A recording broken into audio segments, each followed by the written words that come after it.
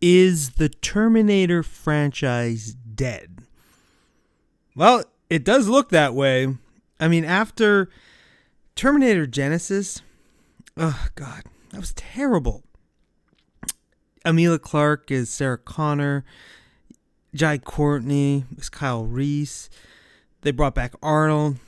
I mean, that movie, it just felt like a Transformers movie, but Terminator style, or even like a worse, dumber version of the Fast and the Furious. I mean, oh my God, whatever happened to the horror elements of the Terminator franchise? I absolutely loved the first two Terminators. They feel like horror movies. Like the original, especially, is more of a horror movie with lots of action, or a decent amount of action.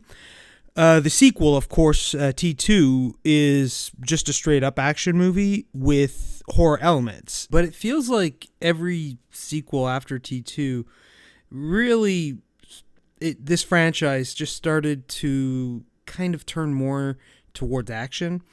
Terminator 3, it's not terrible, but I mean, it's obviously leaning way more towards action now, and there's a couple of horrific things that happen, like especially what happens to that cop. Oh my God! But I mean, it is so few and far between. If you really want to compare it to the last two movies, but then it just continued to get just more. Oh, let's just turn this into just a standard action franchise. And if you look at like Terminator Salvation with the one with Christian Bale, it's just that movie to me is just really boring. It's trying to capitalize on the mythology of Terminator, like, oh look, now we're actually in the future and here we go, like this is what you've been waiting for.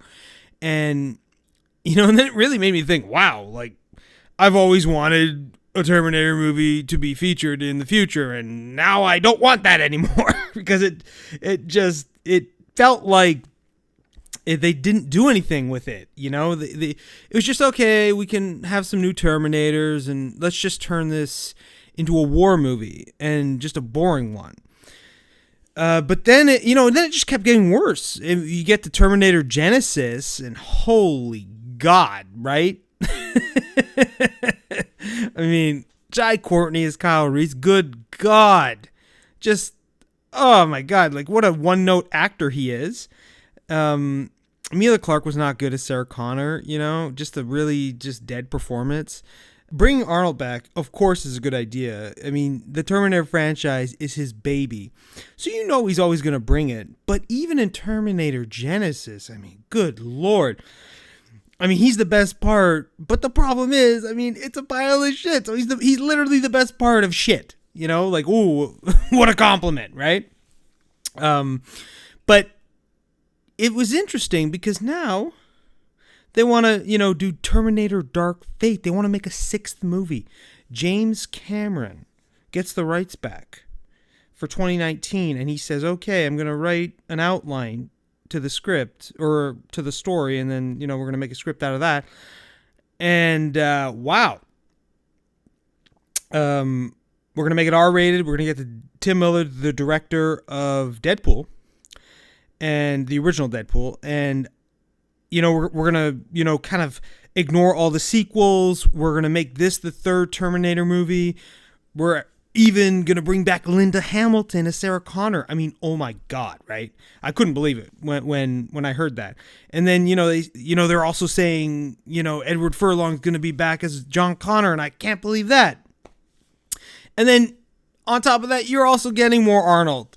It's just like, no matter what, if Arnold's there, he's in the Terminator. But then it's like, can they do it? I mean, can they actually bring this franchise back? Well, you know what? I was really curious going into Terminator Dark Fate. I want to like this movie. I love those Terminator movies, especially Terminator 2 is just incredible. Some of the best action you'll ever see in your life. And so going into this, I was very apprehensive, but oh my God, the opening of this movie is incredible. I couldn't believe the choice. I was like, oh my God. When you go into this movie, if you're a big Terminator fan, this opening is going to get you right in that Terminator spot. You're going to go, oh my goodness, really? They went there? Okay. And then, I say the first 5 minutes is really interesting. I also think that maybe it might piss some people off, but I mean, I loved because they wanted to do something a little different, but they also wanted to get you into that Terminator mode, like the originals gave off and not the sequels. They really wanted to emphasize like we're back to the old Terminator style, not this new stuff. Terminator Dark Fate definitely starts off very much saying like we are connected to the original Terminator movies. But then, a little later on, when you start introducing like the newer characters, it kind of gets its own footprint. I was like, oh wow, like, okay. Like now I was kind of more, where's this movie going? Like, okay. It's weird because this movie is also R-rated, and the last two Terminator movies have been this like popcorn nonsense, like Transformers style action. So there's a few things that happened where I was like, oh, whoa, oh, interesting. Oh yeah, this is R-rated. Oh yeah, that's true. Like there's blood. I just kind of got used to the really just watered down version. Then I was like, oh damn, yeah, it's true. Like we got James Cameron's influence and Tim Miller here directing it, and yep, they go full in with the blood, right? I will say though that this isn't this like unbelievably violent movie. If you watch the original two Terminators, or even Terminator 3, they're not like unbelievably violent, but they definitely, have their moments where you go, ooh, okay, this is R-rated. And it's kind of like that with Terminator Dark Fate, where most of the time it's like, okay, this like it's a little bloody, and then you go, oh wow, okay, there you go. Like there you go. There's that R rating thing. And of course, I mean, there's more swearing in this too. But again, even Terminator 1 and 2, I mean, there wasn't that much swearing. Terminator 3 as well. I mean, it's just never really been that kind of franchise to have like a lot of really bad language.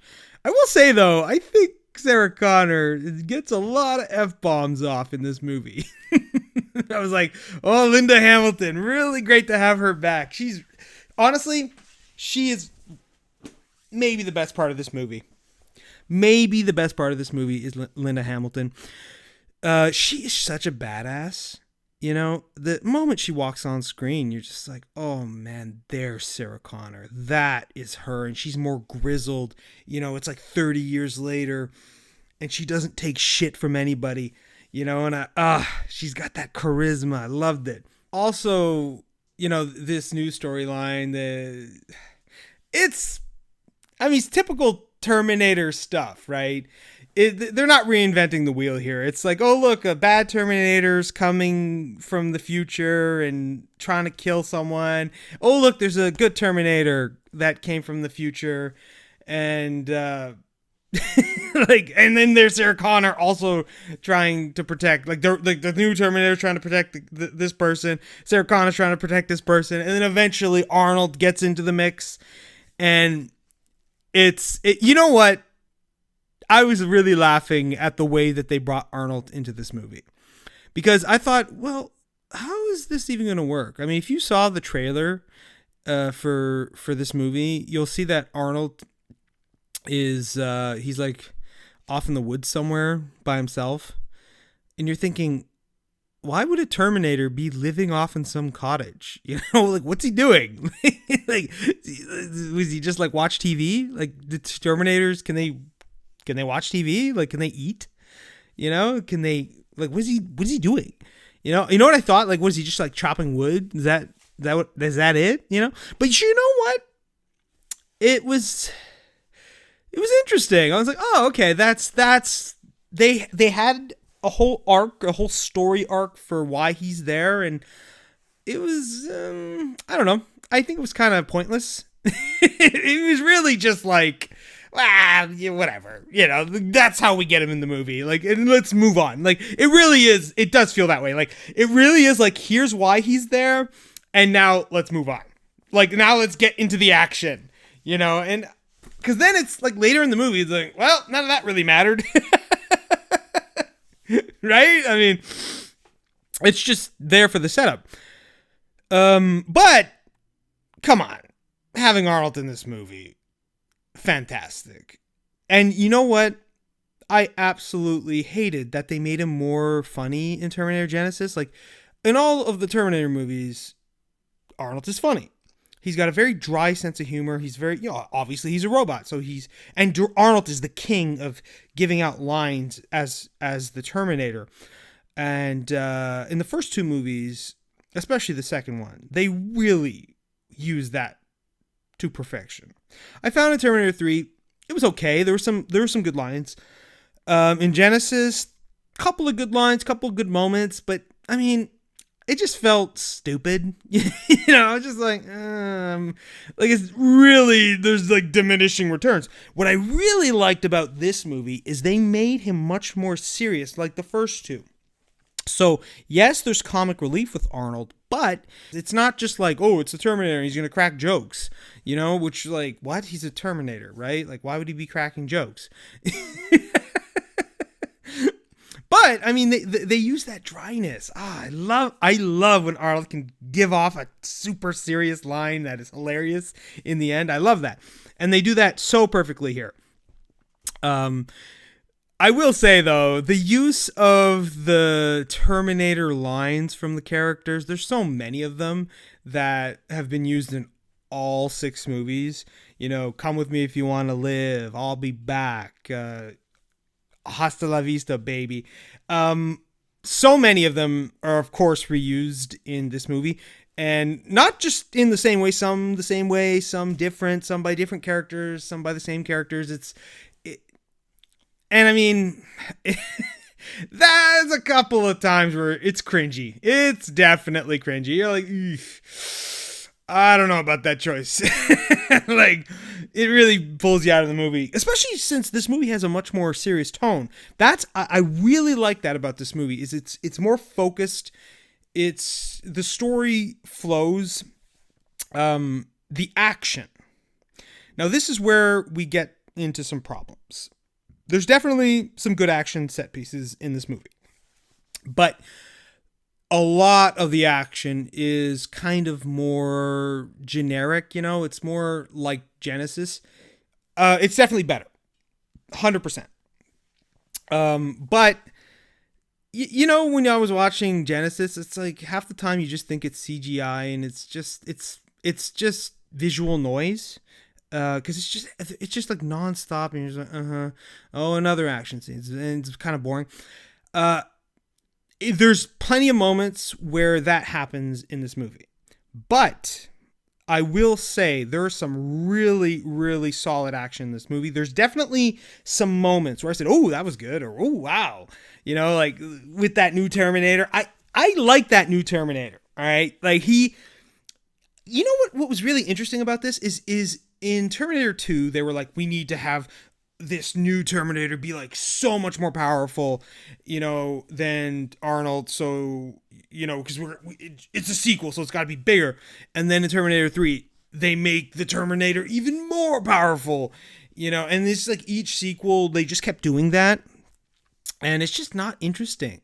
So what I really found interesting in this movie is the new Terminator is more powerful and has lots of new tricks, but he's not like so overpowering that it's just ridiculous. There's actually, you feel that yes, he is a threat, and yes, this guy will not stop coming at you. But like Arnold and Mackenzie Davis, who plays one of the new Terminator, well, she's like, I don't know, human, half Terminator. I don't know. The movie explains it's kind of stupid. The explanation. I was like, oh my God, it's lame. But you watch them as they're fighting. You're like, oh, okay. like they they don't depower that new Terminator too much because he's still a threat. But the thing I don't like, the thing that really bothers me is he's a Terminator. And the first two Terminators were really good for this. When a character is near the Terminator and he grabs you, he would just instantly kill you because he's a Terminator. But in the sequels, the Terminators just eventually started throwing people around. And I'm like, no, they would never do that. They'd just like snap your neck or stab you right away or whatever. They would do something to instantly kill you because they're just killing machines, right? But in this, there's a bit of that going on. There's a couple of parts where the new Terminator kind of takes Sarah Connor, like Linda Hamilton, throws her, and you're like, come on. Like, or even Arnold. But you know what? Arnold being a Terminator, I'm okay with that. He throws Arnold. He's a robot. Whatever. I'm more okay with that because he's a machine and that's not his target.